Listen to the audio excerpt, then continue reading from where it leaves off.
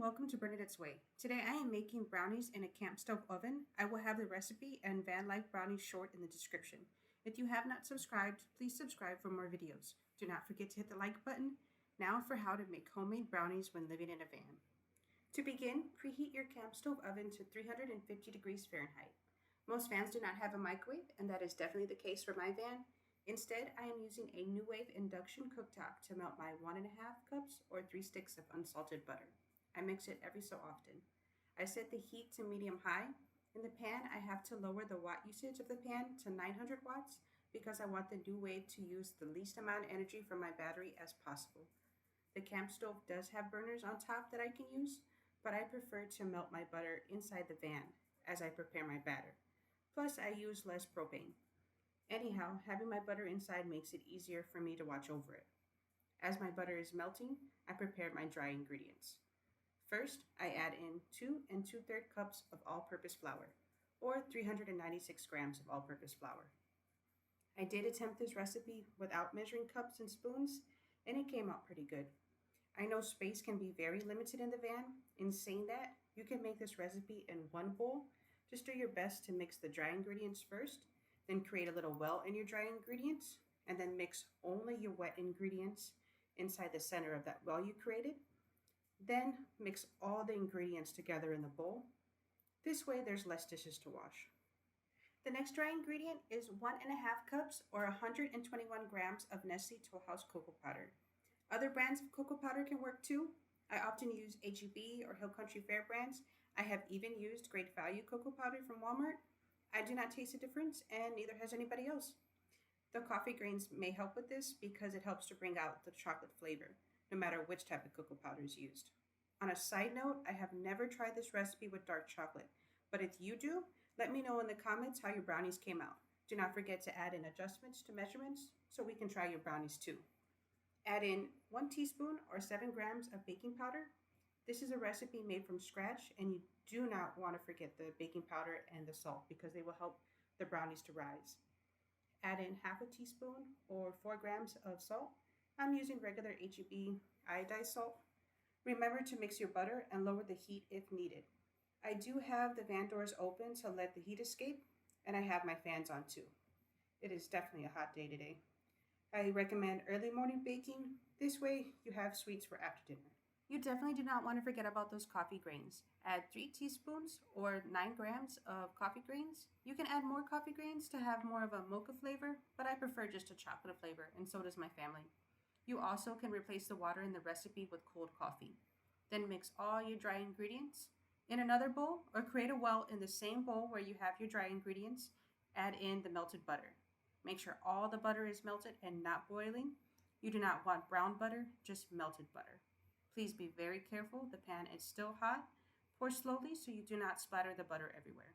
Once I have all my butter in the bowl, I add in 2 1/3 cups or 828 grams of white granulated sugar. I needed to open a new bag of sugar to finish adding the rest of the sugar.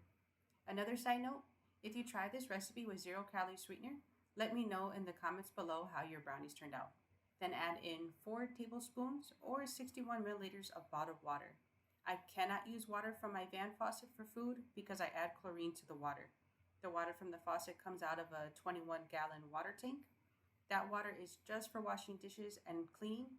For preparing food and drinking, I stick to my bottled water. Then mix the wet ingredients a little bit before adding in the eggs. Next, you want to add 4 to 5 large eggs all at once. I have made this recipe with 4 large eggs, and I have made this recipe with 5 large eggs, and the brownies still come out delicious either time. I changed the recipe to 5 large eggs because I wanted to have gooier brownies. Then I mix the eggs in. I am not mixing vigorously at any point while preparing this recipe. You just need the ingredients mixed, not beaten. I did not mention before, this can be made using a mixer. I just wanted to show that you can prepare this recipe without a mixer as well.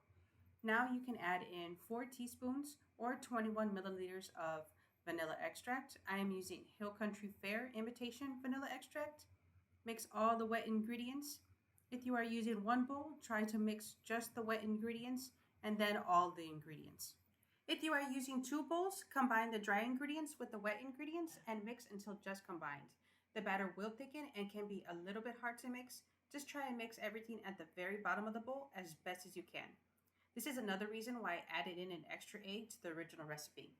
Now there are some optional ingredients. As you see, I have some pecan halves on the cutting board that I'm going to chop up. You can have already chopped pecans, but for some reason I like doing the extra chopping. Also, you can add walnuts instead or no nuts at all. Add in 1.5 cups or 181 grams of chopped nuts. If you add in chocolate chips, add the same amount as your chopped nuts.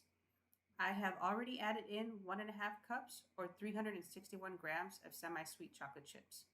Another optional ingredient is powdered sugar. You can sprinkle on top of those cool brownies.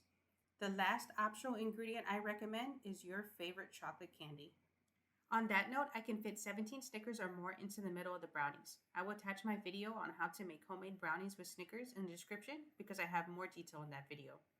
Now you are going to want to spray a good amount of non-stick vegetable oil spray into a 13 by 9 inch pan. This way you ensure your brownies do not stick to the pan. Then pour your batter into the pan. If you are placing any goodies in the middle of the brownies, only pour half of the batter. Then add your choice of candy and level out the top half of the batter. The brownies are baked at 45 to 60 minutes at 350 degrees Fahrenheit. I learned that the camp stove oven has a hot spot. I should have turned the pan around at the halfway point, but I did not. I should have also made sure that the brownies were in the middle of the camp stove oven instead of at the bottom. For this reason, 1/4 of the brownies was a little burnt. That is all you need to know about making homemade brownies in a van with a camp stove oven. I hope you enjoyed this video. I know most of my viewers have not subscribed. Please take a second to subscribe and hit the bell. This way you can be notified of new videos I post. I have more videos coming this December because I am on break from school and I will have plenty of time on my hands to post new videos for you. Thanks again for watching and take care.